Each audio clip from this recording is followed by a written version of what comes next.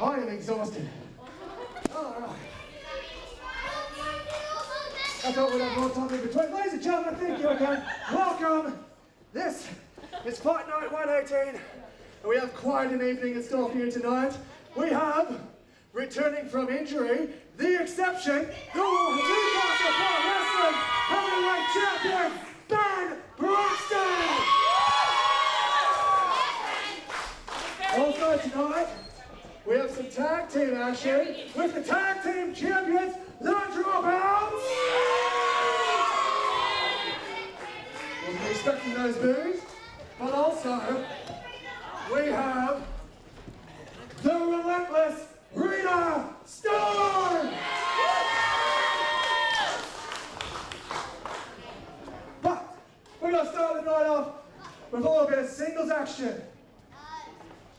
Are you ready? Newcastle Pro Wrestling, are you ready? And ladies and gentlemen, this is your opening contest scheduled for one fall. Introducing first. Ladies and gentlemen, welcome to Newcastle Pro Wrestling Fight Night 118, live here from the Free Fighting Arena. I'm commentator Cam, and I am joined by the venerable, the indestructible, fire a broadside. It is Bucky. Hi. How you doing? Good, thank you. Yeah, I hope you weren't expecting high energy there. What a way to kick the night off. Well, speaking of high energy, we have... Was about to say, I'll let Parker Thomas bring the energy for me, Cam. Absolutely.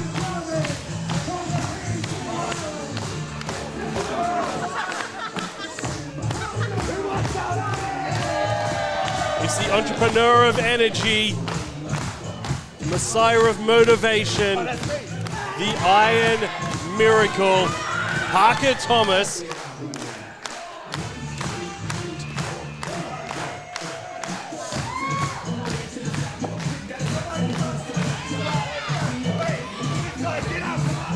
Get the crowd hyped there, Cam. Goes to one side. Oh, he can hear the energy from there. Is he getting it from here? The question is, where is the high energy end of the crowd tonight? He's looking for it. He is finding it. The energy for Parker Thomas is worldwide.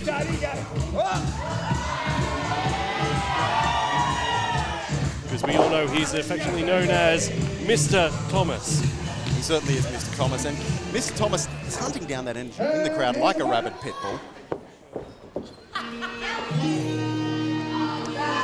And his opponent, the man with the gold, the king with the bling, the singer with the jingle, the artist with the fartist. I have no idea what you want me to rhyme there, Cam. the Newcastle Pro Wrestling middleweight champion, Leo Tempest. Very proudly flashing the crowd with his cummerbund. And wouldn't you, Cam, if you had such a shiny piece of kit?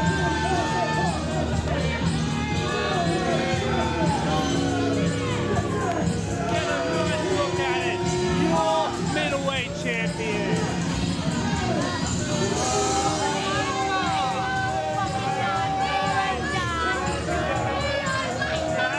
If you worked as hard as Leo has to earn that piece of gold, wouldn't you show it to every single person in the world, Cam? Absolutely. That is a shiny championship cummerbund, and he displays it proudly. I mean, it's really quite annoying. He pulls up, you pull up next to him at the lights, and there is just a belt sitting next to him. And justifiably, Cam.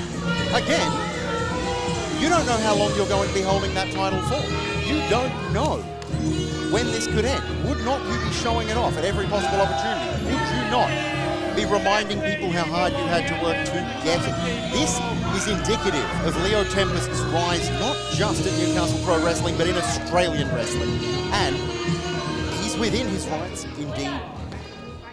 It's perfectly reasonable to be showing it off constantly. So he will never hesitate to paint us a picture on how he attained this belt and the effort and the work that he has put in. And you know, it's not discounting how much effort and work he did. Even though the means in which he took that, and he had to work hard to get the Invictus Gauntlet to then be able to throw down for it. It's not like he just was given that gauntlet. He did have to work so hard for many years to reach that point. Yeah, you may question the circumstances in which he ended up with the belt, but you cannot question the circumstances which he went through to get that belt. We saw what he went through to get that Invictus Gauntlet. We saw his journey to even get the chance to get that Invictus Gauntlet. And even when he got the gauntlet, it was taken away from him. He had to essentially re-earn what was already his. So, credit to the man. A coward. A little bit of advice for Leo Tempest. The most sure way to convince a crowd that you are a coward is by telling them you are not a coward. Before you bust the sweat, get back.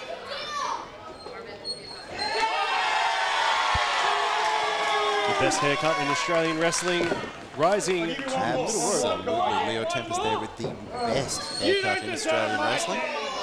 Long red hair, unquestionably. The absolute leader in Australian wrestling hair. Bald and a beard is always the way to go. I think you'll find it's long red hair and a long red beard. Tempest hasn't quite managed the long red beard yet, but he's working on it.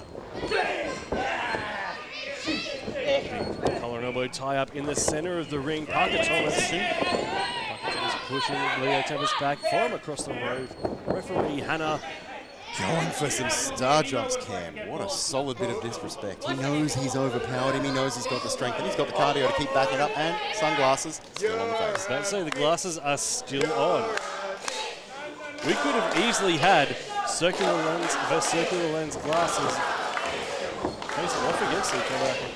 Leo Tempest, I think very wisely, able to perform without glasses, but Parker Thomas, I'm not sure if they're prescription or not. I hope they're not, because at some point they're probably going to come off, Cam, and if they can and he can't see, we're in for a world of pain it isn't. Until then, push-ups on the booty of Leo Tempest. Perfect form, as always, by Parker Thomas. Leo Tempest struggling to get up there. Absolute shame for Parker Thomas that he didn't have him the other way. That could have been a 3 count for him right there.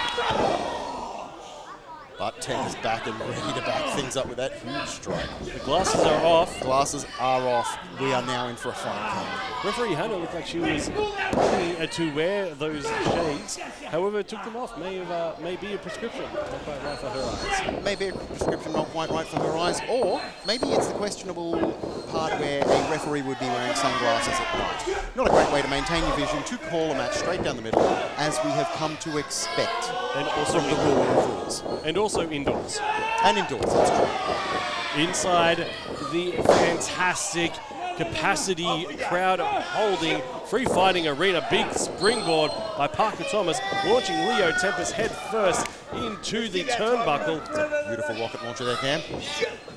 One of my favourite moves. Big stalling suplex. How long will Parker Thomas stay there? I believe the man could stay there all day. He's keeping it up. Seems to be intending to. He's keeping it up a lot longer than a man his age normally would. Oh, now he's taking it off. It's a sunny 33-degree day here in Australia, in Newcastle. And Parker Thomas, he's just made it 6 degrees hotter. Which is saying a lot, given that here in the free fighting arena it is quite warm right now. It is very, very warm. So for him to have upped the temperature even further, very impressive. Big forearm to the back of the neck by Leo Tempest, lining up Parker Thomas. Big hip attack, bouncing Parker Thomas's throat off the middle rope. And that's a double-edged sword as well there, Cam. Not only did that throat go into that middle rope, that's a big hit to the spine. And you've got a weight of a full-sized man coming at you. And for purposes of this, Leo Tempest is indeed a full-sized man. Coming at you, that is going to do some damage to the spine, to the throat. It's going to leave you reeling, wondering where you are, and certainly has done that to Parker Thomas just now. I'm glad you clarified the full-sized man comment, because we are two very large humans. Yeah, that's true. I do believe Leo Tempest is about half my size, but for purposes of commentary tonight, let's call him a full-sized man and me a double size.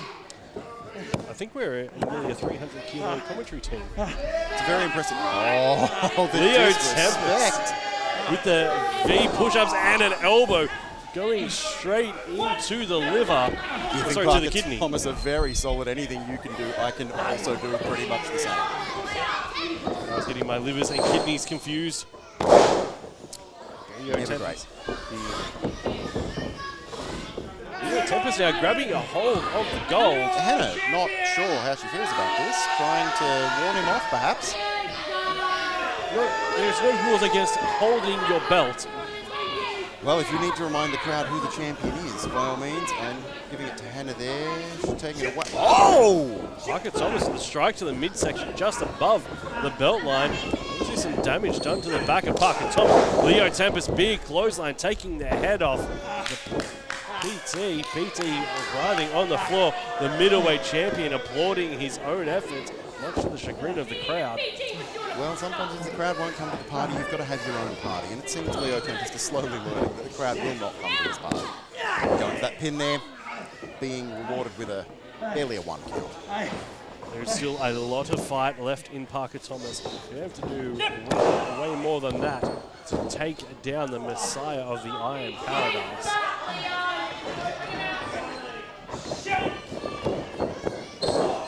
Big buckle.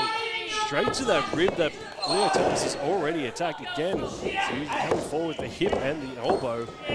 The artist really making a point of following up tonight. Sending him through to that corner, following up immediately, having him out. No time for mucking around from Leo Tempest. Even when he was goading Parker Thomas, he still managed to land an extra shot. But Parker Thomas now fighting back. He's getting some luck. Big clothesline taking down the middleweight champion. Parker Thomas coming in, ducking under that clothesline. There's a second one, both down. Both men reading the play. Parker Thomas aggressively attacking the mat. Maybe he's confused the canvas with Leo Tempest. Or maybe he's hyping up the crowd and himself. Here he comes. Boom! Big back elbow rocking him. I really thought he was back in the game there, but he is! Step up. Giggies. Parker Thomas going up into a high rent district. Up on that top rope.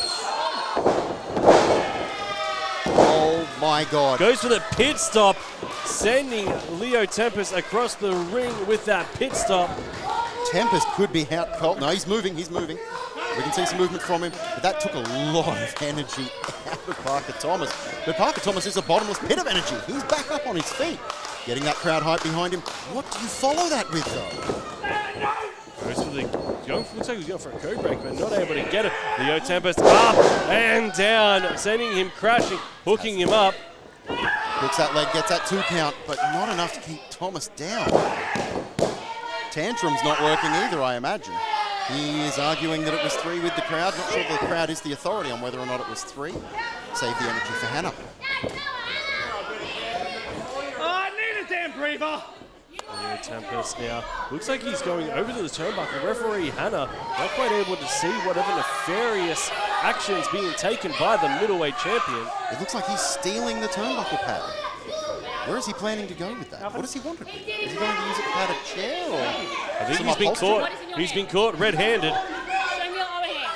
Show me both hands. Oh, yep, as demonstrated, there's nothing in either hand. Yep, no, oh, Hannah's not falling for it for a second. Hey, you better fix that. I think we're playing that off as the turnbuckle pad just falling off there. Looks like he is not going to get away with his ill-gotten gains. He will not be stealing a turnbuckle pad tonight, but big attempt at a belt shot, misses completely. Parker Thomas swinging around, getting that massive ear clap. Parker Thomas! Lion salt straight into the belt. Belt salt. Get ready. Now Leo Tempest calling referee Hannah back. Locking up the crossface. He's got the crossface. Parker Thomas is out. Bell has been rung. Parker Thomas could not answer the call. He was rendered unconscious by that belt shot, which referee Hannah did not see.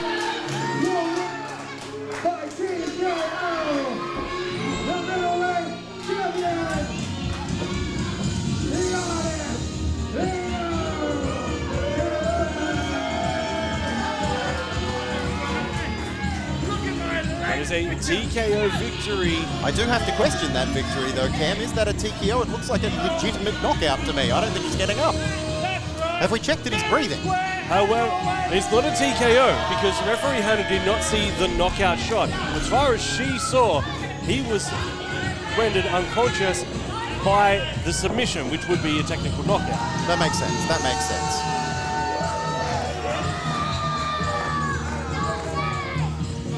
Let it never be said that pirates are good with rules, Cam. Yeah, I wouldn't be trusting you for the rule book. Look, I know that it's fine if I'm doing something unless the referee stops me. It's the standard classic proceed until apprehended. If no one comes to stop you, it can't be that bad a thing. Well, it's the famous quote from a certain player. It's not so much rules, more sort of guidelines. Right? Yeah, absolutely. I mean, and even if it is guidelines, again, if no one comes to stop you, are you really doing the wrong thing? I think they're just suggested behaviours.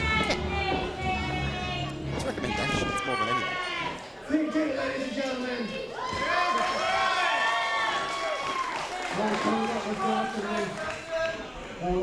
Ladies and gentlemen, thank you for being with us tonight.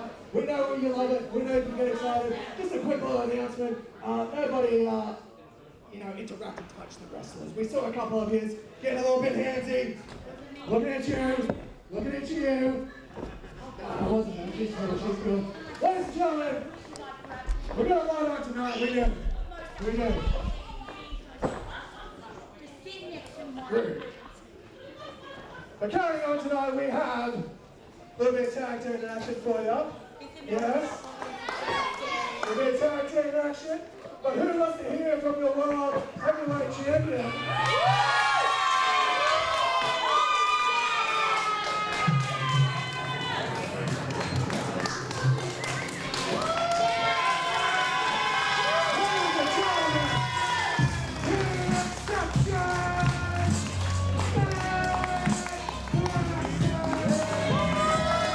Ben Braxton is just hanging out. That's a very hard sentence to finish, Cam. He's so many things at all times. But most importantly, he's a Newcastle Pro Heavyweight Champion. Absolutely. This is one of the most exciting prospects in Australian wrestling right now.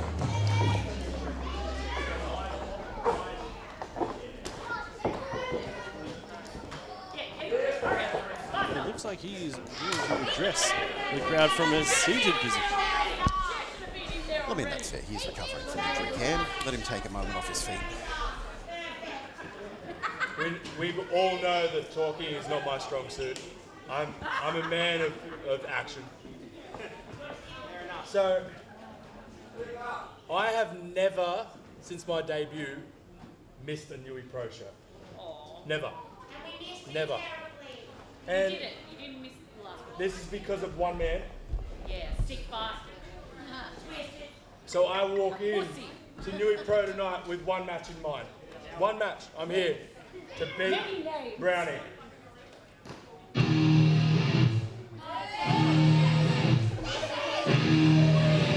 And I believe that man is the Sanko City scum, Jesse Flynn. Well, at least he hopes it's him. You can see the exasperation in the face of the Newcastle Pro Wrestling Heavyweight Champion.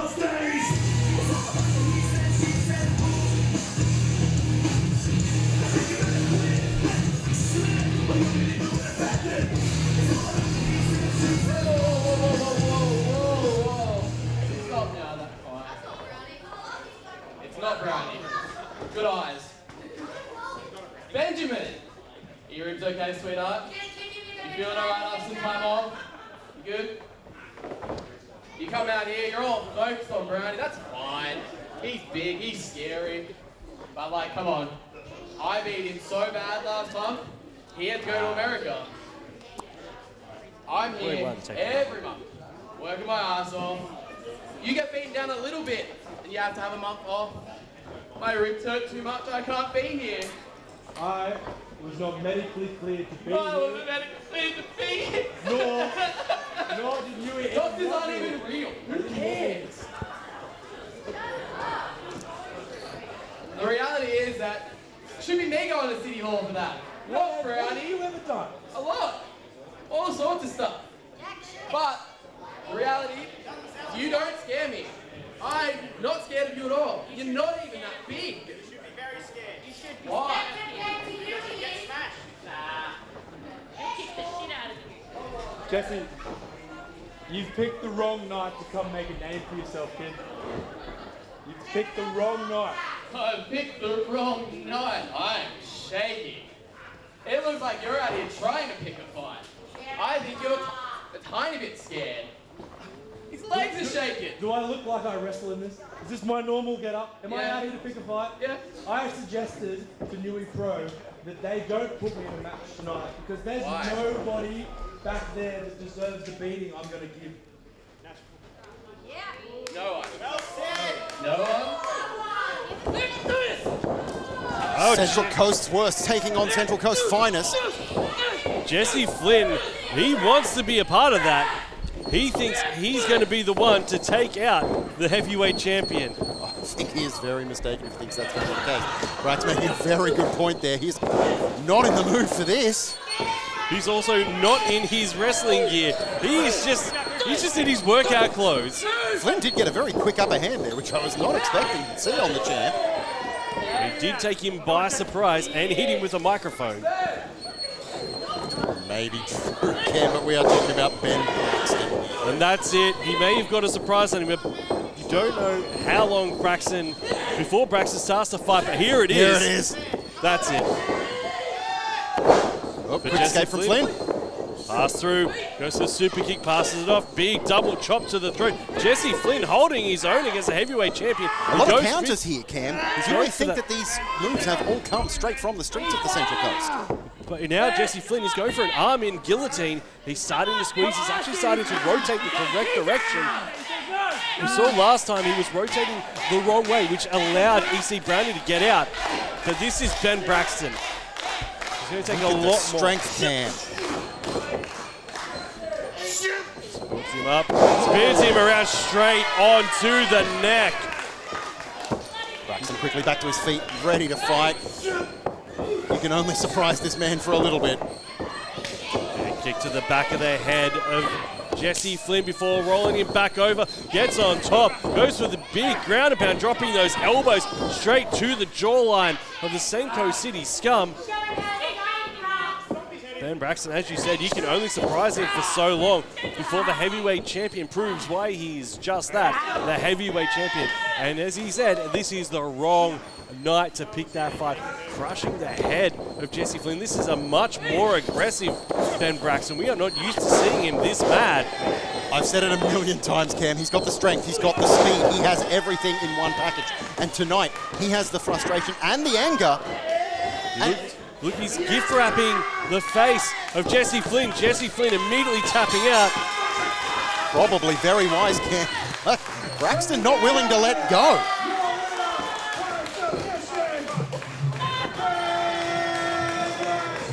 And unceremoniously dumping Jesse Flynn out of the champ's ring. Very interesting submission there by Ben Braxton. It looked like a modified Ezekiel choke with a gift wrap. Very, very strong choke. As I was saying, at City Hall, Ben Braxton, EC Brownie, no more running, no more dog shots. Newey Pro Heavyweight Championship inside a steel cage.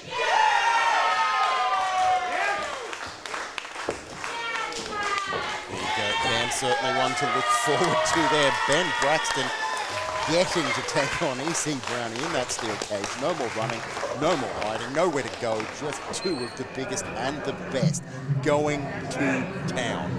Absolutely. Or should I say going to City Hall. Ladies and gentlemen, you heard it. March 21st, Broad City Hall 5, Ben Braxton, EC Brownie, Steel Cage. Very exciting, tickets are on sale for that one. But as for right now, we have some tag team action. Scheduled for Waterfall. Number 1, I was wrong. We have some singles action. Scheduled for Waterfall.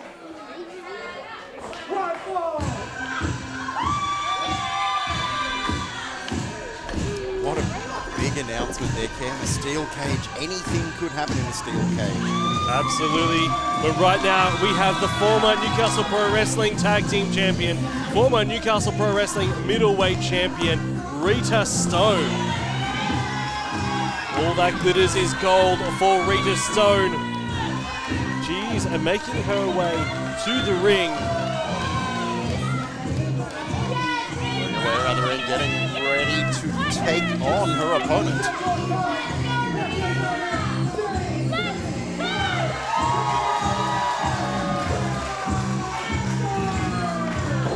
Rita Stone has been making a name for herself around the country.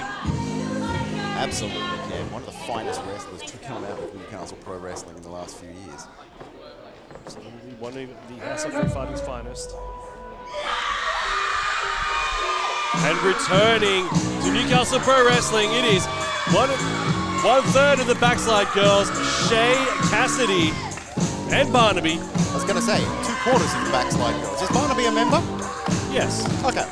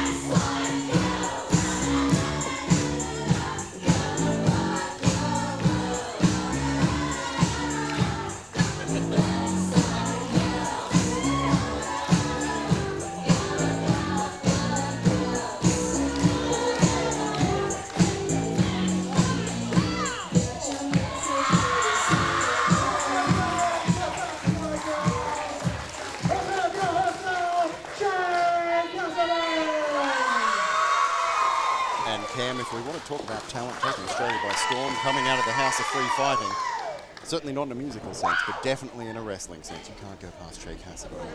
I'm unsure of what I have just witnessed, but that is a very different Shay Kassidy to the last Shay Kassidy we saw in Newcastle Pro Wrestling. Yeah, sorry, I had to break your reverie there, Cam. You look like you were a bit stunned at what we've just seen. Ready? The last time we saw Shay Kassidy in Newcastle Pro Wrestling in singles competition, she was a very upset human, very morose, very much a monotone colour palette with a pop of red. And now we have singing, dancing, sparkling Shay Kassidy. And we also have Rita Stone doing a bit of a dance. I don't know what world we're in right now. Who wants to see Rita dance? Things devolving quickly into a dance-off here. Right? Should I show you how to dance? All right. I'll show you some moves. All right. Can I have a...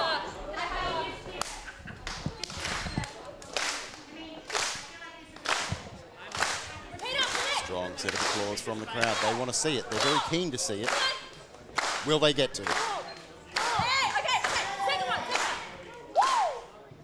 Okay. Ready?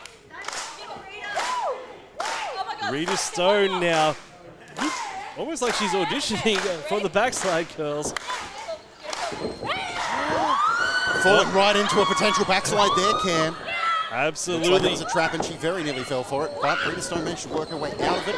But she left that stone unturned. Drop down Shay Kassidy, rolling over the top, continuing the dance. Off the ropes, straight through, crossbody, taking down Rita Stone, only able to get the 2 count. But still a 2 count this early, Cam. That's a big deal. She's definitely getting the better of Stone very early, which is not easy to do. Even with the singing and the dancing, this is a much more aggressive Shay Kassidy to who we saw last time in Newcastle Pro Wrestling. It certainly is. Big forearm by Rita Stone, straight to the jaw of Shay Kassidy. Leaving her stunned. Rita Stone does have a hell of a strike on her. Absolutely, one of the most powerful forearms in all of Australian wrestling. Almost kicking referee Hannah with that kick out. Big drop kick, sending Kassidy back to the corner. Kassidy in the corner. Rita appealing to the crowd. This might be giving Shay Kassidy a time to... No? Not enough time to recover there. Pops that splash right in the face. Staggers out. Shay straight back into that runner off the top, sending Shay Kassidy into the center of the ring. That big clothesline from behind immediately goes for the cover. And that's Another the thing. 2 count. The tables have turned, and it's still very early, Cam. And that's the thing with Rita Stone.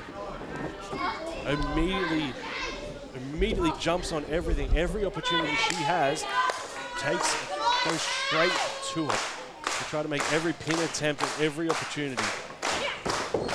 Stone take a moment, but she looks like she's giving Kassidy time to recover, but she's still on top. Gets that block through, swings that big forearm through. That's Kassidy giving her a chance to go to the top. That's why we call it a high-risk district. It's a long way to the ground if you're up there and get taken down. So Kassidy dragging Rita Stone into the front face, like straight into that DDT. That is going to do some damage to your face, Cam, but again, only a 2 count. Both competitors very aggressive here.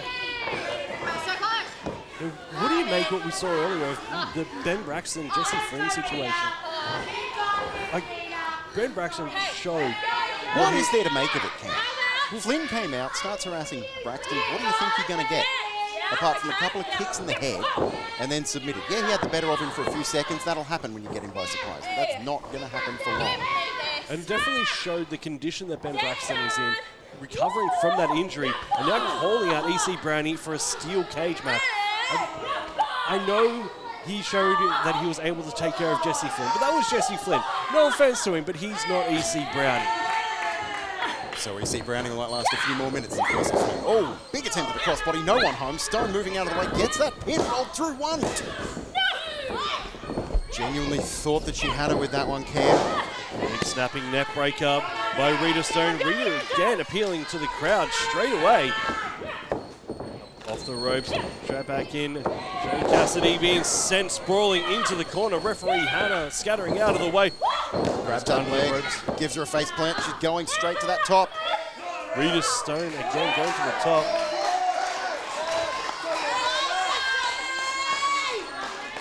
Rita now lining her up.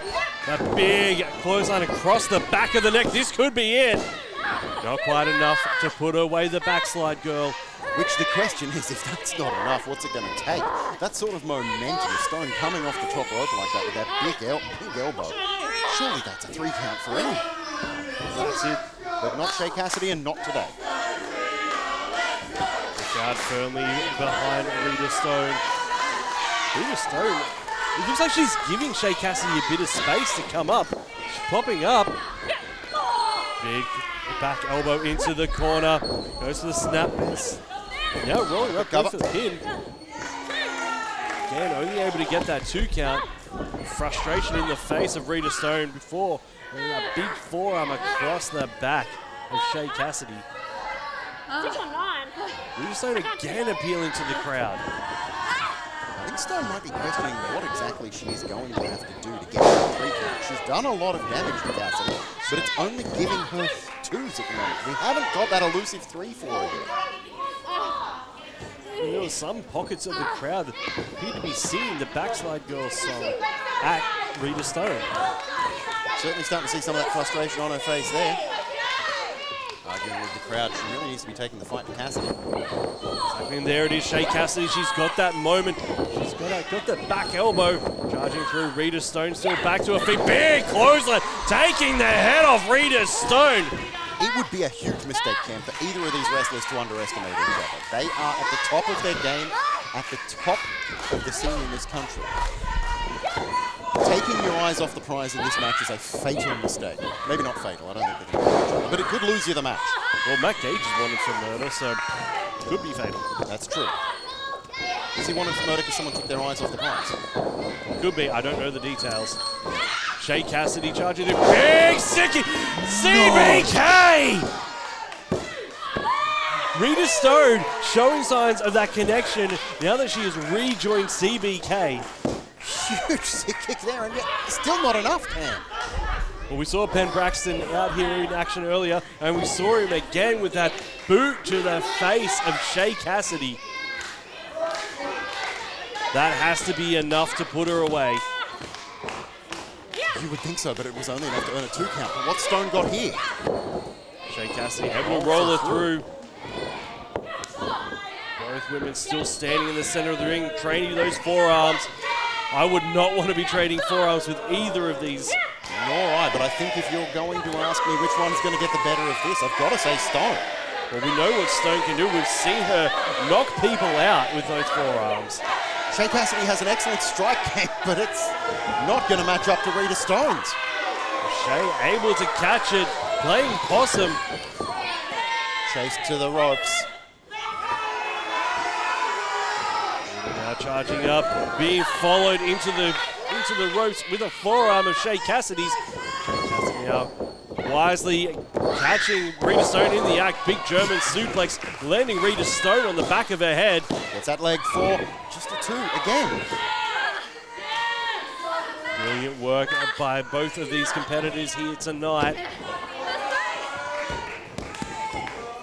Shay Kassidy wondering where the 3 count was, but all they can do at the moment is wonder what it's going to take to get that 3rd slap on the mat from Hannah. Absolutely, and they are giving it everything they've got to try to finish this. And it's amazing some of the things that they've managed to get their shoulders up from. There have been a few times in this one, Cam, where I thought that's surely it. That's got to be it. Rita Stone rolling through, going for that surprise pin. Only able to get the 1 down, count. but only 1. Oh, we are looking for that backslide. Is it going to be the finish? Can they get that sorted? Rita Stone now powering Shay Kassidy back to her feet.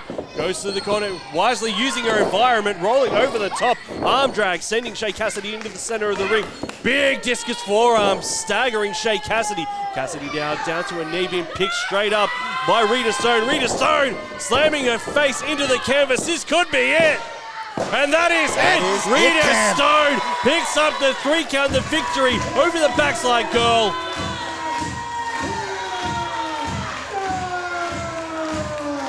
What a solid back and forth we just saw, Cam.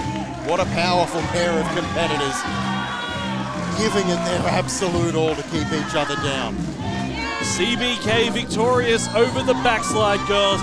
Fantastic performance here from Rita Stone, re-establishing her place in line for the middleweight championship.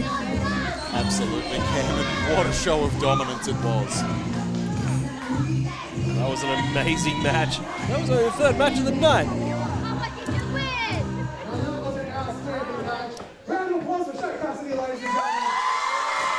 You're absolutely not wrong, Randy Red Dragon. He's rarely ever wrong, Randy Red Dragon. That's true.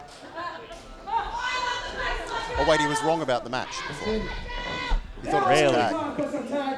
Oh, there we go.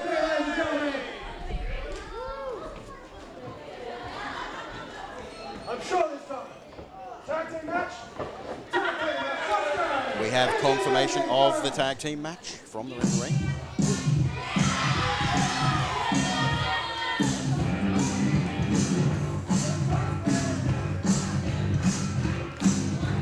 And making their way out to the ring. This is probably the hottest prospect in Newcastle Pro Wrestling right now. Without a doubt, the most vocal fans in Newcastle Pro Wrestling. You saw the reaction at City Hall. That was one of the loudest reactions I've ever heard.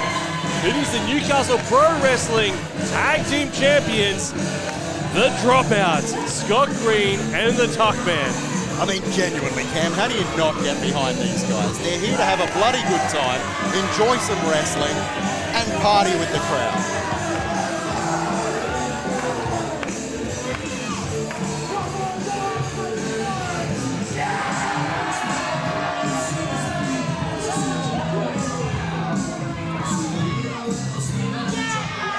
And to be fair, with a song like this, you could be anybody.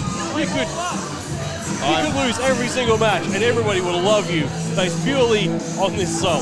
I'm pretty sure with Chelsea Dagger, I could make a crowd lose their minds, Cam. Even as a pirate. Even as irrelevant as it is to being a pirate. I want that right now. Please. I'll just jump down and make my entrance. And joining the Dropouts, the Buccaneer. The 3rd member. Unfortunately, Cam, I am not eligible for the Dropouts, having finished my university degree. But these gentlemen giving up the university life to chase the pro wrestler dream, and here they are today chasing it pretty bloody hard. And again, another amazing entrance song. Like, we can just enjoy the music here tonight. This is just fantastic. Oh, yeah, I was just going to stop talking and chill out and enjoy a couple of tunes, Ken. Well, get it out of the way. Here it is, their opponent's Lead Patrol. Let's listen to the song.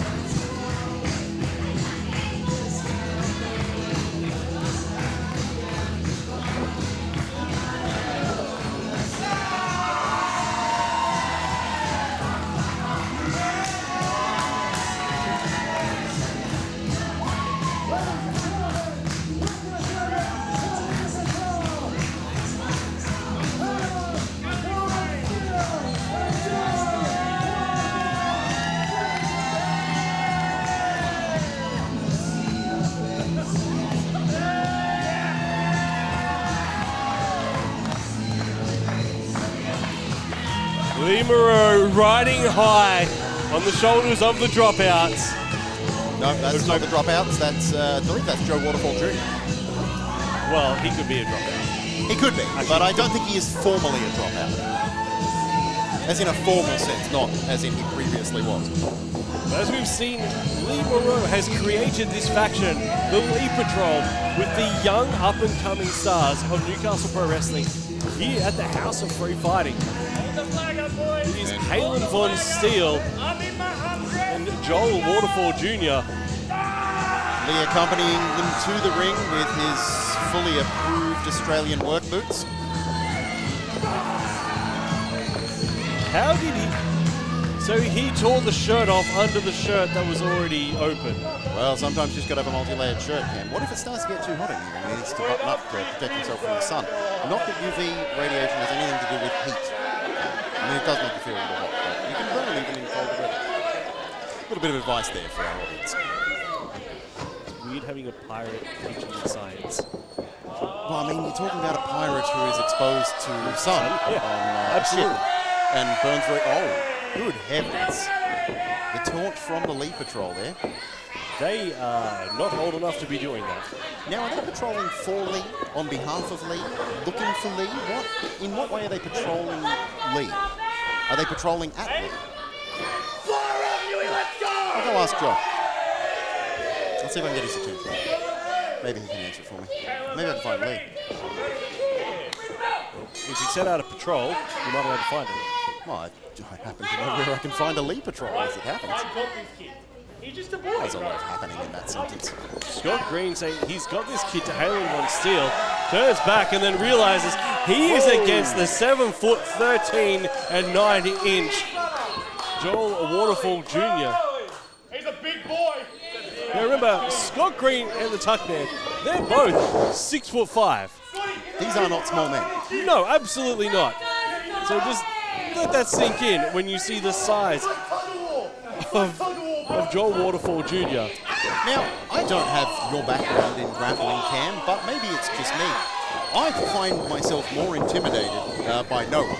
But if I were to be intimidated, it would be by Halen von Steele. He's got the width, he's got the girth, height.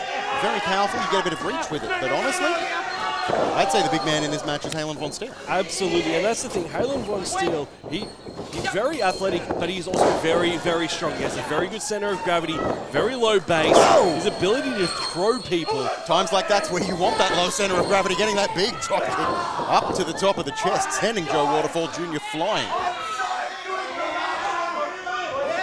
And here is the power of Halen von Steele, just launching off the Tuckman before landing that shoulder into the face, sending Tuckman scrolling to the canvas, now head first into the top rope.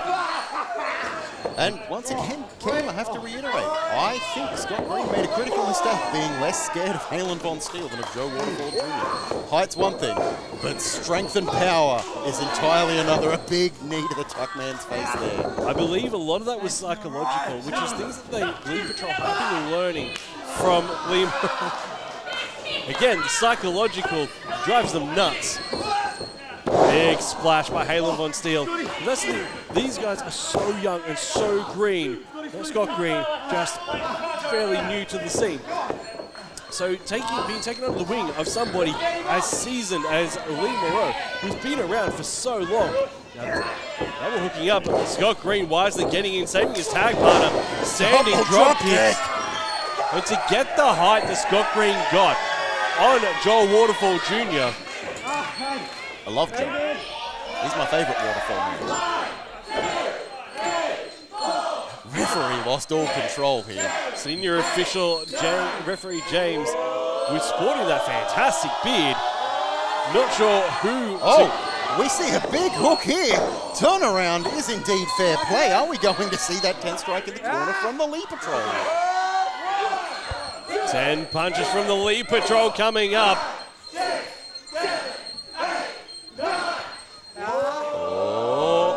going to see the 10th. 10! Oh, we are, Cam. We are going to see the 10th. Fantastic work by the Lee Patrol, staggering the dropouts, dancing around Scott Green, sprawling out to the outside. Tuckman doesn't know where he is. I know where he is. He's on the canvas, Cam. He thinks he's still in Nimbin.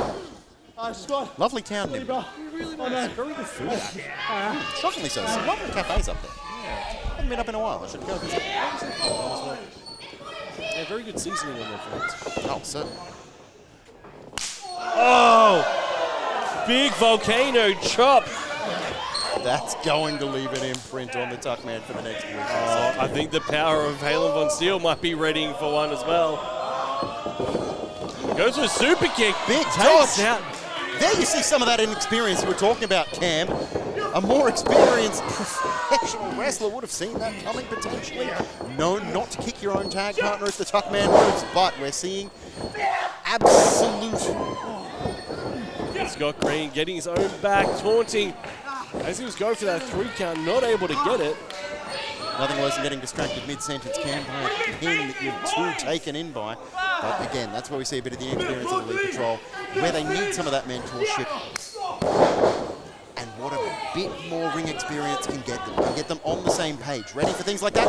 Only a 2 count there from the referee. And that's one thing as well. Lee Patrol, this is their second match ever together. The Dropouts live together, train together, fight together. And you can see that in the way they are working together. When you're a tight crew, Cam, you know what your partner is doing at all times. You can work together without a single word. You communicate by knowing each other inside and out. Lee Patrol, not quite there yet. As you said, this is their second match together. They're not quite at the point where you can just read each other's movements and work with it.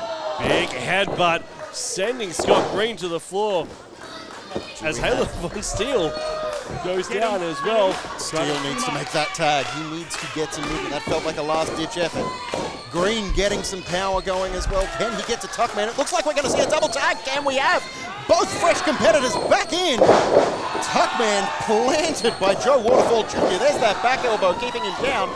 Tuckman doing his best, but up on the shoulders. Manages to escape. Scott Green being tagged in. Very lucky Green didn't get knocked off the turnbuckle there, but here we are making that crossbody, being caught by Waterfall. Big body slam, keeping him on the mat. And that's the thing as well. You're getting that slam from Joe Waterfall Jr. So Joe, again, there's a slam that you take from a normal person at a normal height. Say you're 5 foot in the air once you're on their shoulder. You are 6, 7 foot in the air, and especially when you saw what he did, he popped him up and then reefed him down. You're reaching terminal velocity before you're hitting the canvas. Yeah, that acceleration due to gravity, Cam, that's 9.8 meters per second. So every second you are in the air, you are going another 10 meters a second faster. So if you're dropping from that height, you're continuously accelerating at that rate, not to mention the force his muscles are putting into it. Exactly, 33 to 30% chance.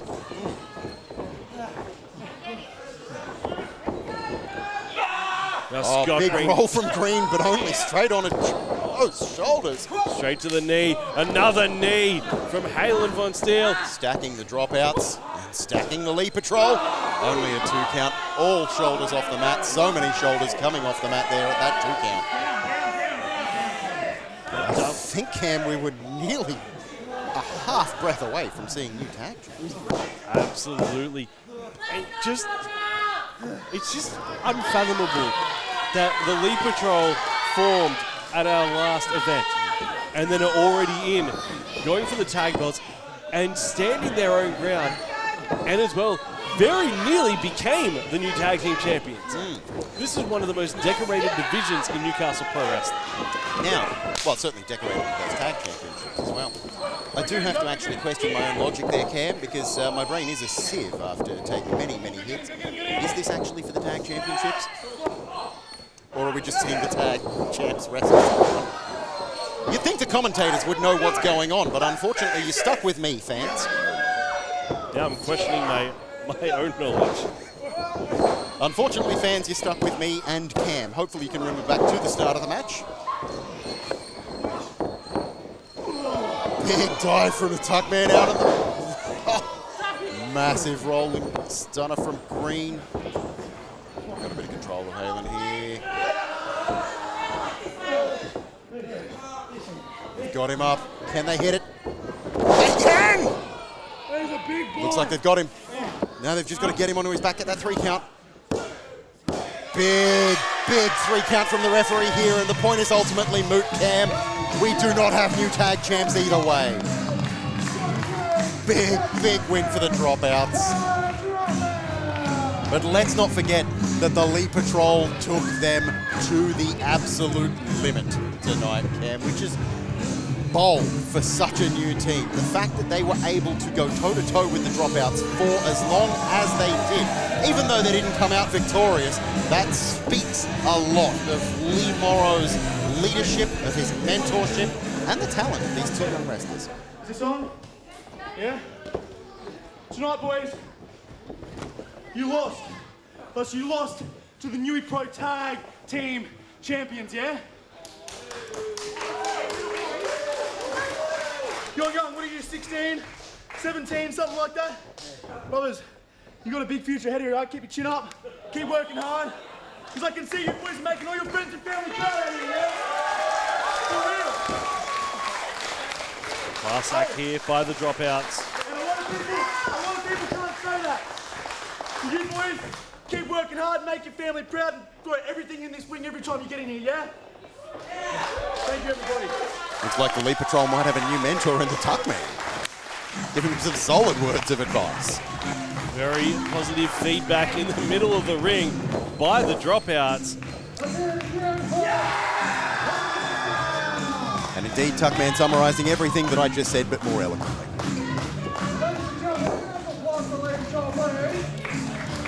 And Elite Patrol, very much as the Dropouts said, they can keep their chin up, they can hold their hands high, they perform absolutely admirably. Lee appearing at ringside, not looking like he shares those sentiments.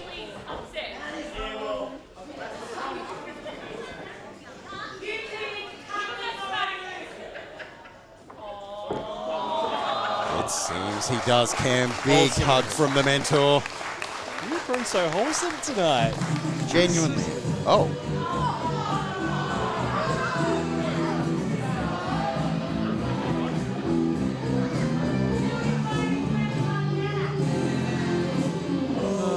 And now we have Gatt appearing. What does the Razor Gatt want with Elite Patrol?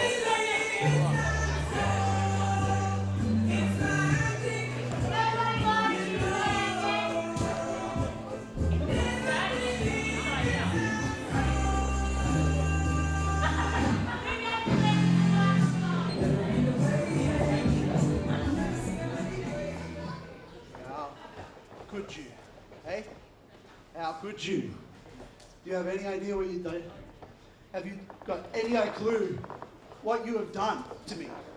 Christmas was ruined, New Year's were ruined, the school holidays were ruined. All because lot of ruining. you took him away from me. This one? Chris Farley, move.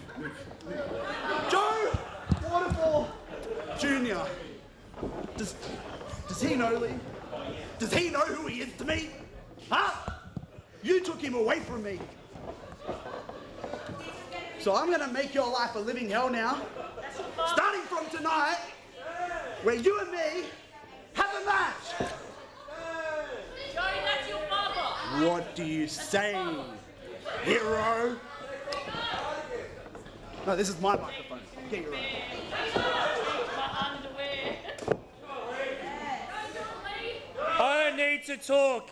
This is the only thing I'm going to show. I'm always dressed to wrestle. You want to wrestle tonight? Let's go, baby! Lee appears to be ready for any challenge Gatt wants to throw at him, and indeed has things to throw at Gatt, being both of those shirts we were talking about earlier. I feel like we need to start charging more for shows. For shoes? No shows. Because I don't think we're going to get this.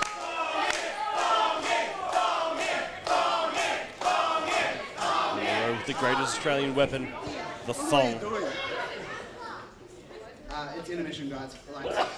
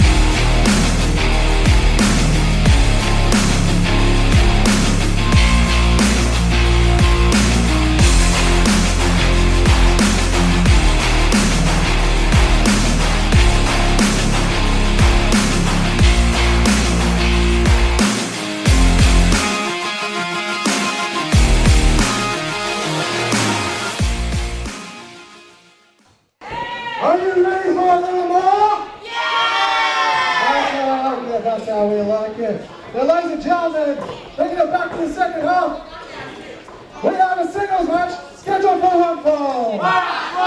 We'll try testing first.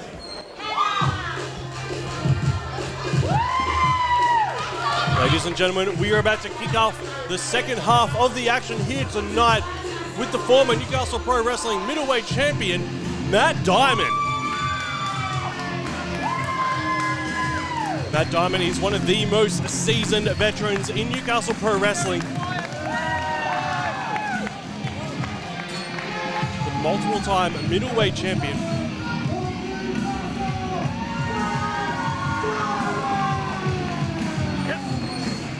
And without a doubt, one of the most popular performers in Newcastle Pro Wrestling. One of the strongest competitors we have ever had. And I don't mean strongest figuratively. He is one of the pound for pound strongest humans you will ever meet.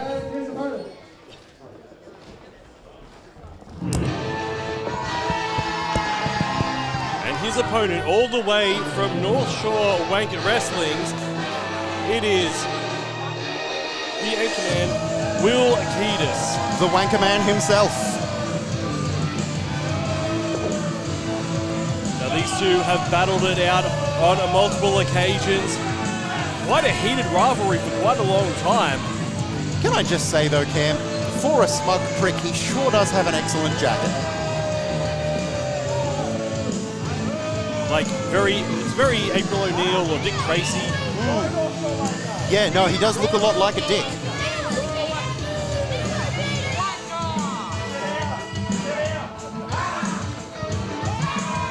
Poor attempt at scaring a small child there, but that's all right.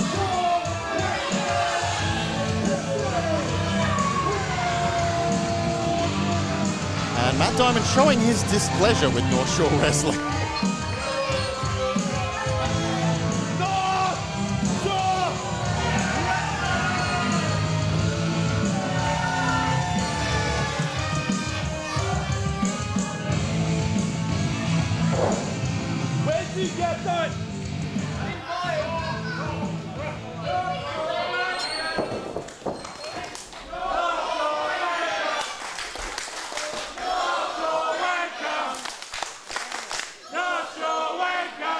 Crowd improving the pattern of their clapping here.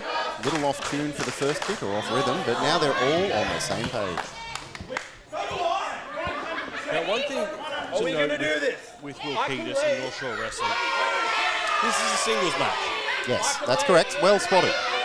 However, you can never count out the rest of North Shore Wrestling. Absolutely. They always have numbers. Even if you don't see them, they still have numbers. They still find a way to involve themselves in the match. Cam, are you suggesting that Hannah has joined North Shore Wrestling? Well, she's not saying no. I believe Hannah is from far too far north for that.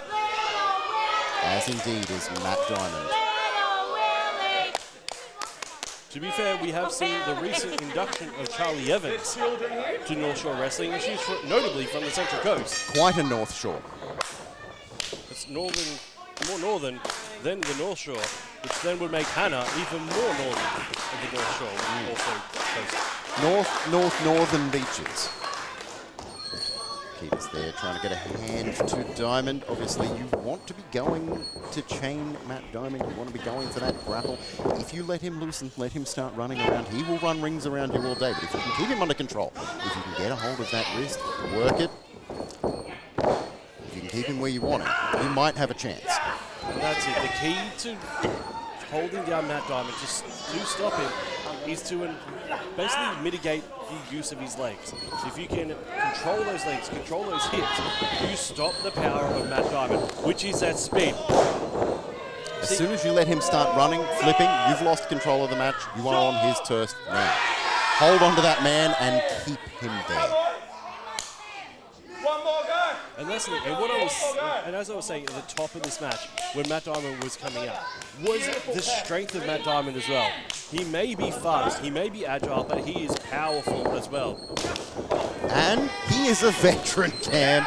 He knows what he is doing. He is well practiced. He has a lot of tricks in the toolbox.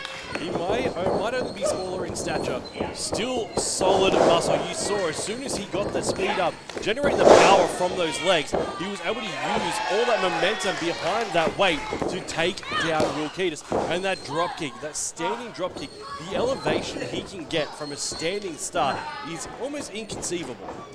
As you said, Cam, I'm pretty confident that Matt Diamond does not weigh a lot, but it's also rare that you find a man with negative body fat percentage. I think the only other person that I've seen with negative body fat would be Parker Tomas, who we saw at the start of the night. Absolutely. Big chop taking Kiedis off his feet for a moment. Once again, we're seeing that strength of Matt Diamond. We're seeing the speed of Matt Diamond. We're seeing that drop kick bring him back down, going for another cover. Kiedis having to kick out, but as I probably should have been saying all night, that's exhausting kicking out, Cam. Well, it wears you down. One thing as well with Matt Diamond, his career is extended into 2 decades.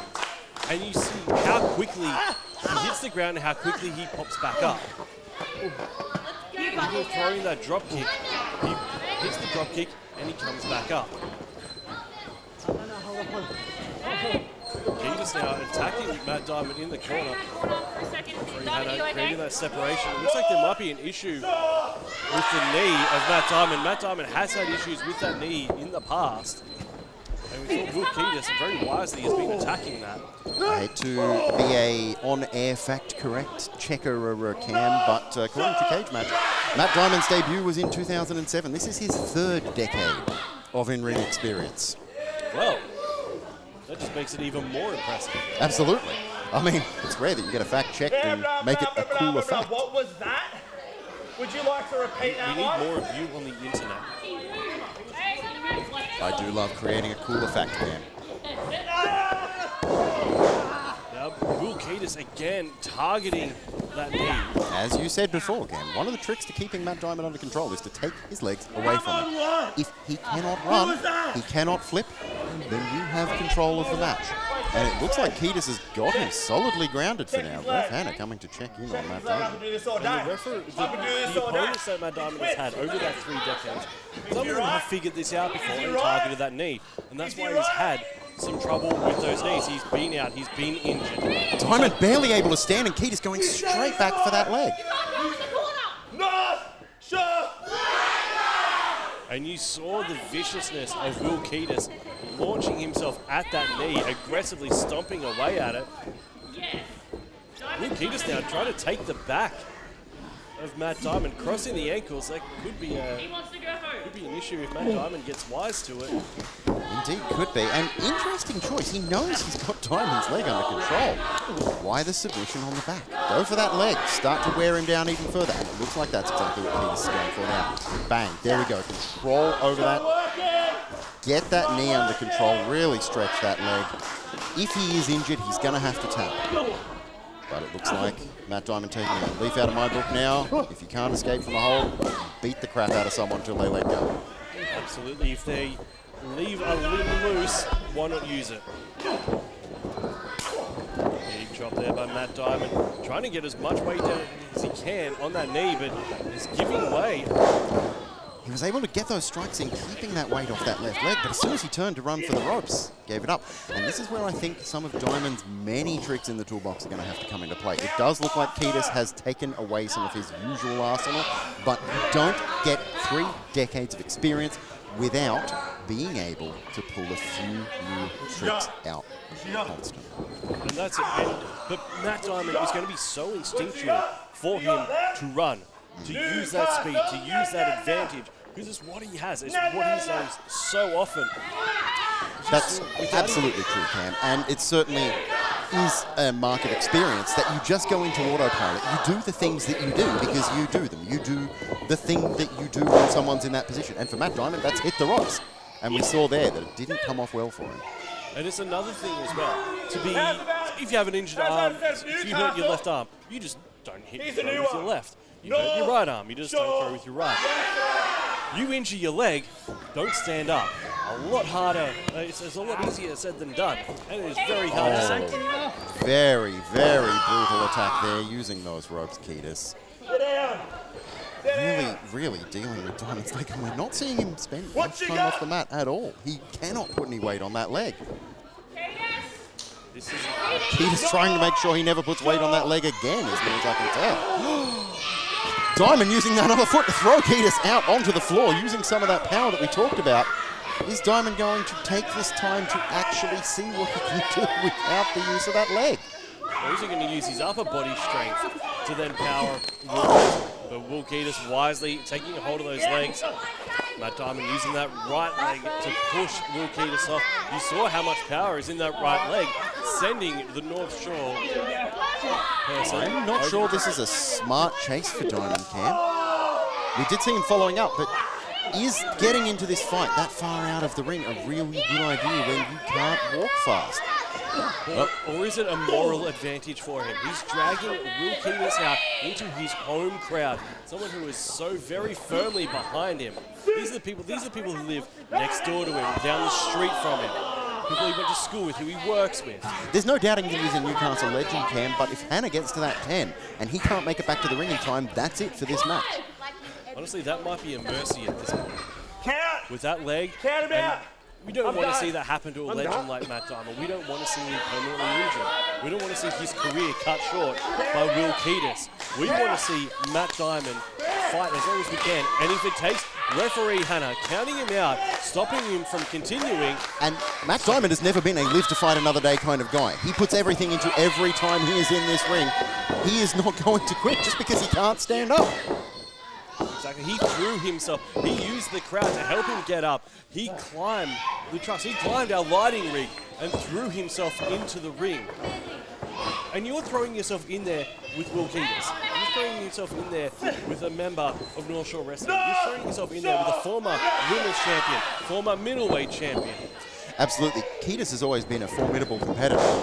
I have wrestled him a couple of times, and that was many years ago. He has grown as a talent, as a wrestler since then by leaps and bounds, and he was good back then, Cam. And we see Matt Diamond again using that power just with that single leg that he has available to him, still able to launch himself that high in the air, still able to launch Will Kiedis across the canvas. You cannot count Matt Diamond out. It's just a flesh wound. I wasn't planning on it, Cam. Keeping on that good leg, getting that back elbow, getting that clothesline, ducking under Kiedis, getting that big kick. How is that to jump from your right leg to land that right ankle to the face of Will Kiedis, and now he's going to be attempting. One-legged standing moonsault, Cam. Is that enough? It's not. Matt Diamond is a freak. There is no two ways about it. This man is an absolute freak of nature. After the little bit of physics I was sharing earlier tonight, Cam, it makes me want to give Matt Diamond a physics lesson, but I feel like if he ever understood physics, he'd have to stop doing some of the things he does. Absolutely. I don't think... I mean, you can see it with his injury. Matt Diamond doesn't understand how to not compete. He also doesn't understand how gravity's supposed to work, Cam. Yeah, so someone probably not explain that to him. No, I definitely won't. But Kiedis taking control of that leg, really has it locked in there, trying to damage that knee further. If you expect Matt Diamond to give up, you are sorely mistaken. Crowd getting behind him as he reaches for the ropes. Can he make it there? Nearly makes it, but Kiedis pulls him back. Big roll up. Diamond takes advantage of Kiedis coming in to get the leg again. Back to his feet. Wrapped up very quickly. Matt Diamond, Diamond cutter! Diamond cutter to Will Kiedis. This could be it. Kiedis is fully cut. A one-legged Matt Diamond able to pick up the victory. It's true what they say, Cam. Diamonds are indeed forever, and we saw that here.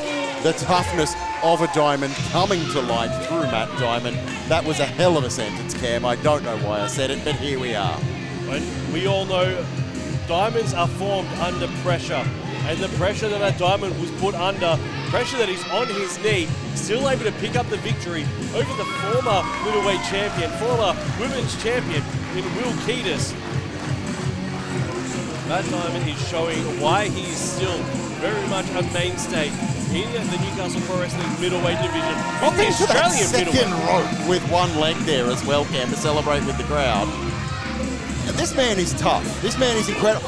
Oh, Kiedis absolutely coming in to take advantage of celebrating Matt Diamond, maybe trying to put him out of the game for a much longer time.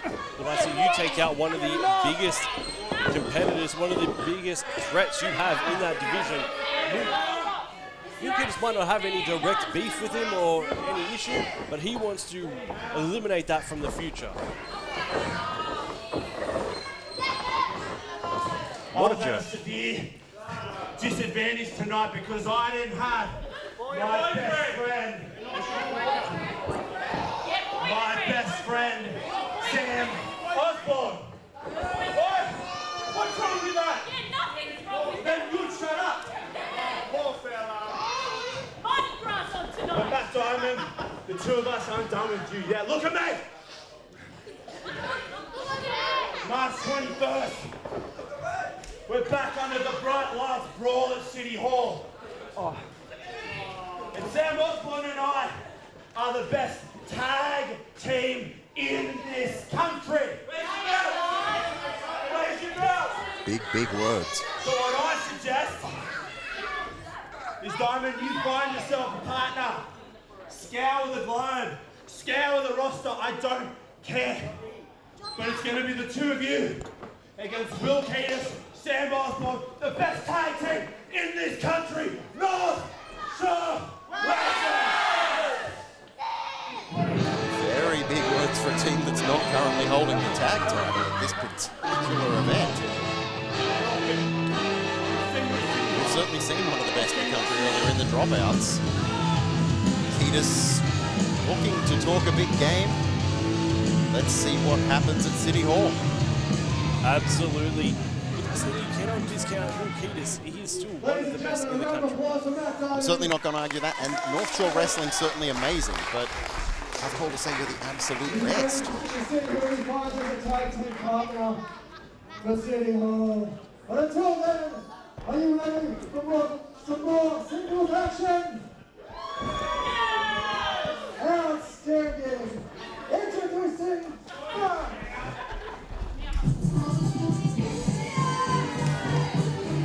See Uncle Gatt coming back. Gatt is the wholesome new persona taken on by Josh Gatt. Well, he wants us to think that he is wholesome. He's always been a little wholesome, okay? He's always given a lot of Ned Flanders energy.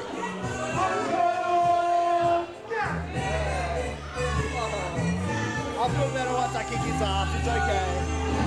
Hello, Carny. Waving hello to the fans. Uncle Gatt, smiling black. And his opponents.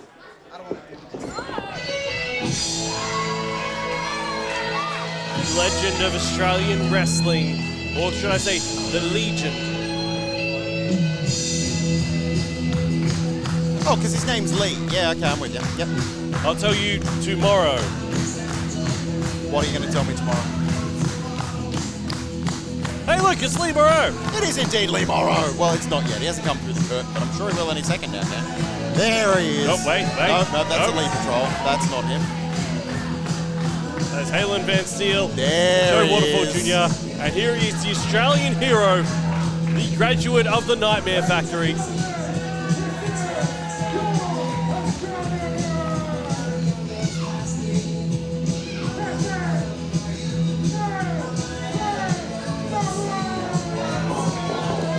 Oh, he has been sufficiently introduced to take the dive out to Gatt, clearing Gatt into that aisle and having a quick chat with the fans, getting Gatt in the ring where he wants him for that bell to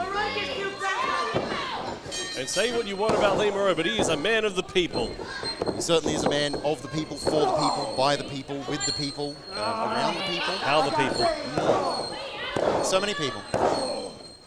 Gatt can't even see the people at the moment, having got that delightful white jumper over his head. Probably more of an ivory. It's a beige.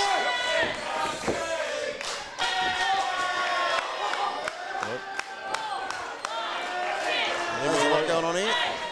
Oh, gets him up. Sending another powerful human down to the canvas. We can see the pain wrenching across the face of Uncle Gatt.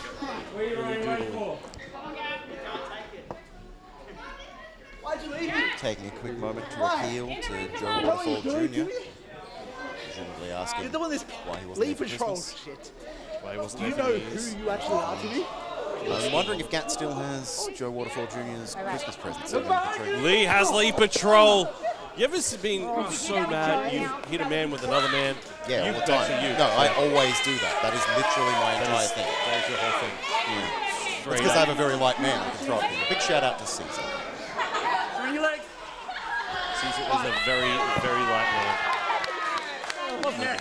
Another set of boots to Gatt's face from the rest of the Lee Patrol. Lee now grabbing a fan to attack Gatt with. Do these count as weapons? I am not sure. Because I would always think a weapon is an object. And that would just be objectifying people. Yeah, well, we can't do that. We can't. No, it's 2025. We don't do that. Good job. Except for you, objectifying. Well, that's absolutely. You are I certainly can be, and Gatt certainly having a go at being a human cannonball bear himself, throwing himself straight into Lee as he attempts to climb back into the ring, and going for what appears to be a bit of a choke. Ref Hannah getting in charge of things very quickly. Big job there by Uncle Gatt to the chest of Lee Morrow for dragging his face across the ropes. Referee Hannah trying to get some semblance of order. So, The Countess of Control getting things back into some semblance of order. while I said that Uncle Gatt was taking on a much more wholesome persona, it doesn't seem to be translating into the ring. No, that it doesn't. That it very much doesn't. Choking in the corner, dragging the face. He's trying to get Lee Patrol removed from the match. Trying to get them kicked out from ringside. My question is exactly what Halen Von Steele did, Cam, to get just him removed. I don't recall seeing anything that he did particularly notable. But Gatt coming charging back into a chop from Lee. Oh, Lee going for those strikes to the Mohawk. Who knows how many there have been at this point. I've lost count, Cam. But Gatt under control things with a big powerbomb. Having been powerbombed by Gatt before, I can tell you that hurts, Cam. That is a very, very impressive feat. He may not be a tall man, it might not be a big fall, but it is a very forceful one. This is your fault. But also, for Gatt, it just shows the power to be able to power bomb not just Morrow, but yourself, who, as we have discussed at the top of the broadcast, you are quite a large human. Absolutely. Easily 400-500 kilos. Of pure cannonballs. That's me. You're actually 72 cannonballs in the trench.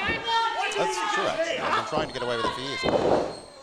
Why couldn't you choose me? Gatt blaming Joe Waterfall Jr. for this assault on Lee. I can't do you, Joe. I can't do you. Look at him. Fight for him. Yeah, fight for him. Joe trying to get some support for Lee. Crowd getting behind it. Lee reaching out for some support. Interestingly, Josh, Uncle Gatt is trying to get Joe Waterfall to fight for Lee, which will get the disqualification. Very smart. That You is see a how smart much way he to win. cares about you, Joe? What do you say? Kiss my ass, you little bitch. I'm not sure what words Gatt was after there, but I don't think those were it. I think it was close. Lee absolutely powering up here. Leeing up, as we call it in the business. The widely known term, lean up. Big strikes to Gatt's gut, sending him powering into that turnbuckle and following it through with a big line. Lee, a force to be reckoned with here. Absolute pinball. Akin to the likes of some of the legendary Australian wrestlers. We've seen this kind of energy before. Thinking of your Danger Pauls. Thinking of your absolute excitement machines. But there's none better than Lee Morrow right now. Now Lee going up top. This is a scary place to be. We have a human the size of Lee Morrow, eye height, with the commentary booth, launching that elbow down onto Uncle Gatt. Oh, he's broken him in half. That's a rib crusher, mate. But not enough of a rib crusher to keep Gatt down for long. How is Gatt able to kick out? How is Gatt still breathing? That has to have fractured at least 49 ribs. Absolutely, absolutely. Come back to me, Joe. The internal organs of Uncle Gatt must just be absolute puree after that. Get your ass up. Uncle Gatt trading some words with Joe Waterfall Jr. there. Not sure what he said. Amazed he can speak after that elbow drop. Big power slam by Gatt. Huge tilt-a-whirl power slam from Gatt. And once again, that's another painful one that I can share with you from first-hand experience. Amazed that Lee managed to kick out of it. I certainly haven't. We saw the power of Gatt, just the ease in which he picked up the heavyweight, the 110 kilo of pure Australian muscle was just Flung him around. Just that was frankly scary. Like he was just moving the laundry basket across the room. Gatt can do that. I mean, hold on. Moving the laundry is incredibly hard to do. Oh, it is. It certainly is. But Gatt can do that to a human. It's sort of like moving a bucket of buckets. Yeah, okay. No, I'm with you on that one. All right, Gatt trying to get that chair into the ring. Joe Waterfall not having a bar of it. Lee back on his feet. I don't think Gatt's realised. Gatt's about to realise. Oh, Gatt in the air. Gatt manages to move. Big hit into Joe Waterfall Jr. Gatt rolling up Morrow. That's the 3 count. Gatt using... Joe holding a chair. Could you really call that Gatt using it there? And as we saw, Gatt, I don't know how intentional that was, but it very much appeared like it. He was able to goad Joe into getting onto the side of the ring, setting him up to then use him as the weapon to take out his own mentor. I'm not sure how forward-thinking Gatt was in that circumstance, but he certainly saw an opportunity and capitalised on it. Now the burning question is the blame going to fall to Joe? Halen von Steele coming out here to check what's happened now that he's allowed back at ringside. And what a night for Joe Waterfall Jr. Sure, they lost that match against the Dropouts, but they put in a great performance and very, very kind words said to them by the Dropouts, plus that very emotional hug from Lee Morrow in the middle of the ring. And now for this to happen, he has to be kicking himself with that size 17 and 9/2 boot. Absolutely. Are we seeing a bit of tension and inexperience rising with this new form team?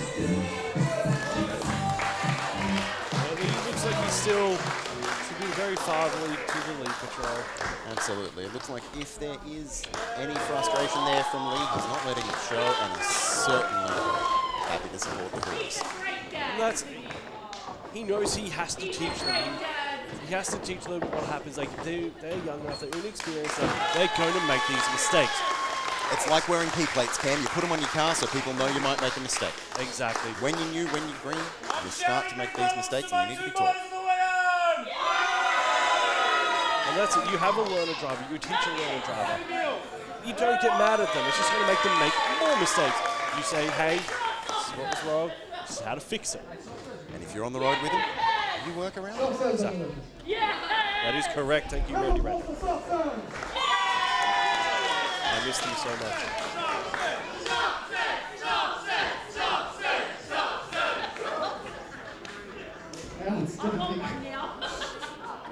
Ladies and gentlemen, have you enjoyed yourself this evening? I certainly have, if you can. Well, it is now Fantastic time night. for our main event. I do love a main event. What have we got tonight, Cam? It's a finals match, an elimination match, and the winners will go on to Broad City Hall 5 to take on CPK for the Invictus Gauntlet. But right now, I am told that the video stuff. We have a little bit of video sort of thing. Yes, we do. Turn down the lights. Let's see what we have to see. Oh, Kate and I are Invictus. We have a match tonight. Why aren't you dressed? Why would I be dressed?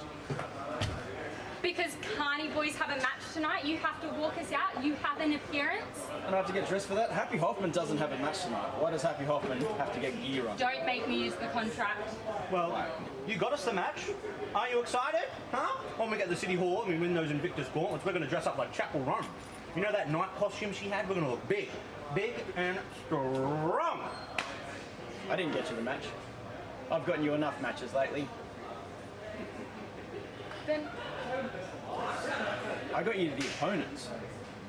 I asked for a specific team to really test you two out to see if you're actually taking it serious.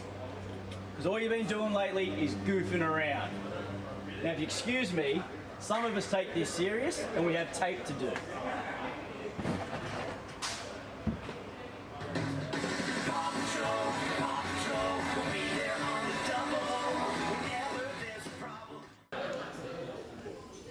Very interesting, ladies and gentlemen. Are you ready for your main event? Let's go. Introducing first. So this is to get into the final of the Invictus Gauntlet Tournament, one of the most prestigious tournaments in Australian Pro Wrestling. Adam Hoffman is a former Invictus Gauntlet holder. And he has got the match, or got the opponents for the Carny boys, which he has done. Is an interesting one. So Hoffman has organised their opponents for them. Well, yes, as you may have seen through the week.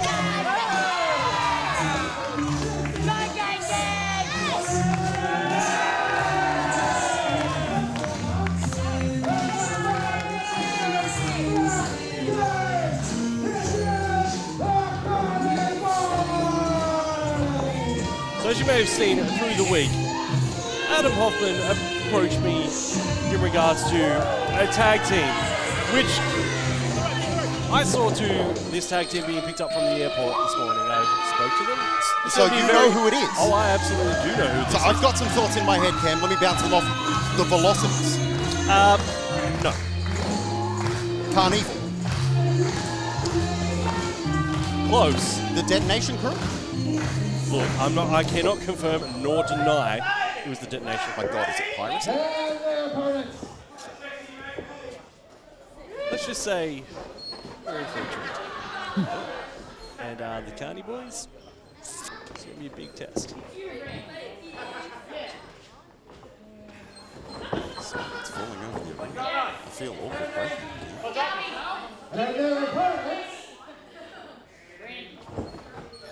Don't discount this being intentional. What?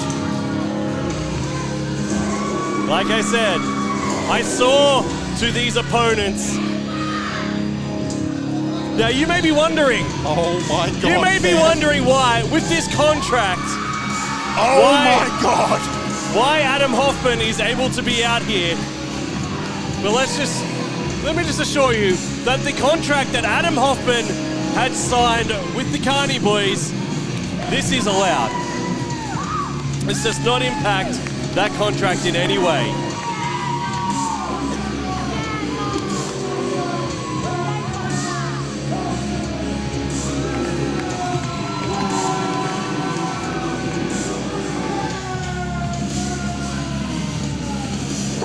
We have seen the Four Nations capture the Invictus Gauntlet before. We have seen the Four Nations internationally. We have seen them in Shikara. We have seen them all over the country. We have seen them beat the best of the best. The men you are looking at in that ring, retired Scott Steiner, sorry. I have nothing to say, Cam. This is incredible. This is amazingly exciting stuff. It makes me want to jump over this table. This is absolutely wild that we are seeing the nations here ready to take on the Carny boys. Now let's just say Adam Hoffman's actions here will not impact the contract that was signed with the Carny boys. Have you definitely confirmed that with Lee? Well, I created the contract. Let's just say I wear many hats. Mostly because I'm bald and the sun annoys me. Is one of those hats there? We have our legal team. Is it you?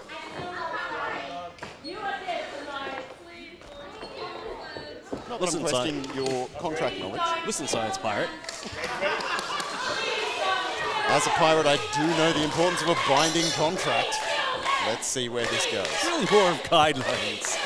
No, not true. The articles of any given pirate ship are very, very firm in how they're to be enforced.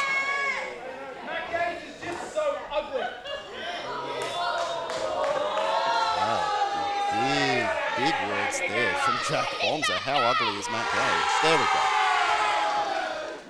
How sexy is Adam Hoffman? How handsome's Albie and Troska? Looks like we're kicking off this match by checking with the crowd that everyone is very attractive. Oh, 4'3", happy Hoffman, huh? Oh, baby! The hips of Matt Gage again going to work against his. Well, just. Teammate? Yeah. Either way, Matt Gage's hips do not lie, Cam. Adam Hoffman was definitely the mentor of Albie and Troska. He was very quickly getting his back onto that map. Hoffman taking a lot of control of this match. Well, that's the thing, Adam Hoffman, again, another veteran in his third decade. And some of that aggression there, we are definitely seeing the head of the beast making his appearance. And this is not Happy Hoffman, this is very much unhappy Hoffman. We have seen Happy Hoffman for, let's just say, way too long now. We are now seeing the resurgence of Adam Hoffman. I'd say it, Ken, but has he remembered who he is after all? Former middleweight champion, former tag champion as well, I believe. Twice.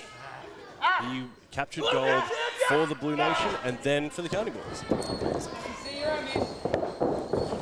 Multiple-time middleweight champion. Once again, incredible veteran, putting into play the Newcastle Pro Wrestling rules, sliding out under that bottom rope and bang, his tag partner is straight into play. Absolutely, and that's the advantage that the nations have. So while the Carny boys are very, very strong tag team competitors, the nations have been doing this for close to 30 years. These two are best friends. And they very much take advantage of lucha rules, which are being used by Newcastle Pro Wrestling, always have been. Whereby you use when slide you have under been a tag team for as long in this setting, you know those rules by heart. Sure, the Carny boys have worked together for quite some time. They are an experienced tag team, but sometimes the nuances of the rules of Newcastle Pro Wrestling's tag division might not be there. But when you have worked in tag matches and been in tag matches for as long as the nations have, you know those rules by heart, and you know how to take advantage of them. and see what is happening immediately. As soon as Matt Gage is being brought down to the canvas, he's then being separated, being kept in the opposite half of the ring, away from Albie and Troska. The chest, they're dropping him to the mat and lighting up Matt Gage. The chest of How Matt Gage. crushed is Matt Gage? The chest of Matt Gage just exploding. You gotta take stuff more seriously, Gage. Adam Hoffman just staring on from the corner.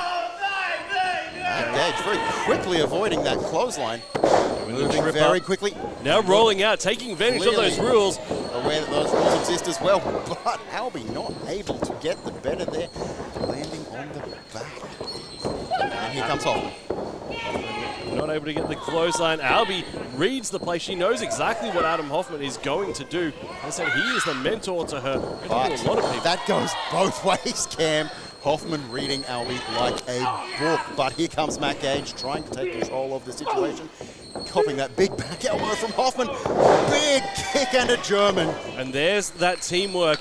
They're being launched off the top rope by Adam Hoffman. And that's the thing as well. While he has taught Matt Gage and Albie and Troska so much, he is smart enough to know not to teach them everything. I need to quickly pause you for a second in the middle of this one, Cam, just to quickly point out that after that big hit, Albie has rolled under the bottom rope, leaving Matt Gage legal again.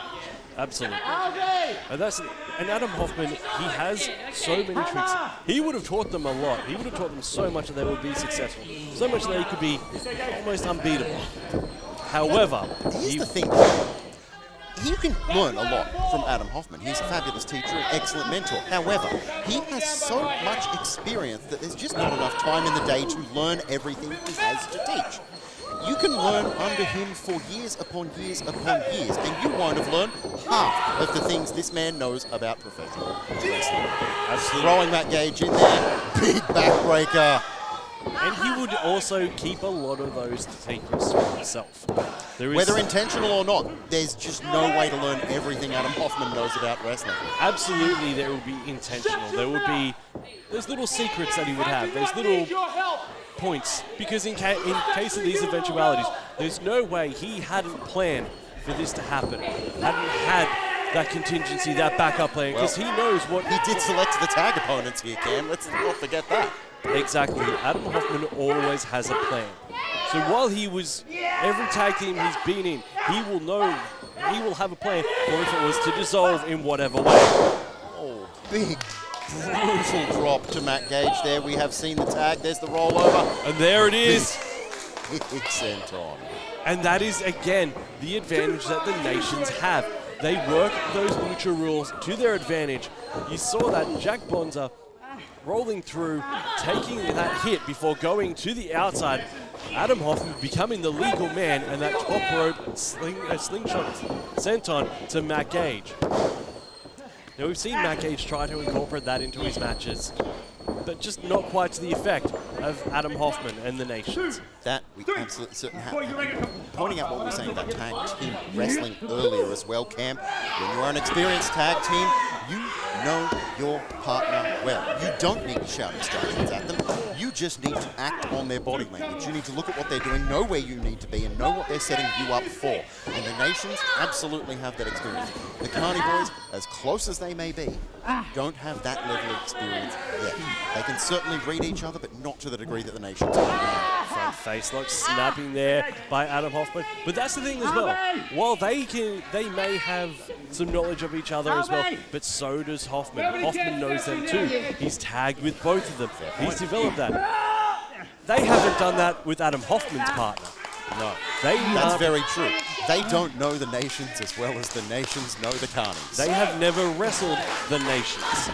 They've wrestled the Blue Nation of Adam Hoffman and Rita Stone. And they've certainly wrestled as the Blue Nation. Exactly. But they have not come into contact with the Red Nation, or the Green Nation, or even the Purple Nation in a tag team setting. The Yellow Nation. Or even the Pink Nation. Or even the Pink Nation. Shout out to Troska. Hoffman showing some of that strength, taking control of Matt Gage, moving over for the tag. Taking that sunset flip, but there's no count because he has tagged out. Big strike to Matt Gage's back there. And that's that ring awareness. Adam Hoffman knew exactly where he was in the ring. Matt Gage, not aware he was way too close to Adam Hoffman's corner. That double power bomb there of the Nations. Very cocky pin there, 1 foot on Matt Gage, but that's not a huge problem. Gage getting that pin, arm up, the shoulder up, third pin. Every time you kick out, takes it out of you. An argument with the ref going on here. But that's the thing, Matt Gage is still able to kick out. You saw what he just endured. He just endured a power bomb at the hands of the Nations. Adam Hoffman slamming him through the canvas, still able to kick out 3 times. Gagey making the tag to Hoffman almost out of instinct, out of practice, out of Adam Hoffman flipping off his almost adopted daughter. Gagey rolling through, getting what appears to be a pin. Wow, we're seeing Boston a submission crab. here. The Boston crab. On. Gage leaning right back into it. Look at the torque on that back, Cam.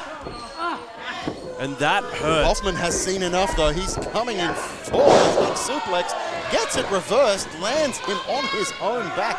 Referee not doing a lot to deal with the fact that both Nations are in the ring. There's a big pushback into Hoffman, both stacked in the corner, and here comes Albie. Ducks under the line, big pushback boot to Hoff. Snapping neck breaker by Albie. Neck breaker, that neck is truly broken. Followed up with the senton, rolling on through. Here he comes with the cover. 1, 2. Carny Boys certainly holding their own in this one, Cam. We've talked a lot about how much experience the Nations have, but the Carny Boys are definitely holding their own. Albie standing over Hoffman. Grabbing the head of her former mentor. I believe she knows all too well the head of the beast. She should know that this is a terrible idea. Single leg takedown onto her back there.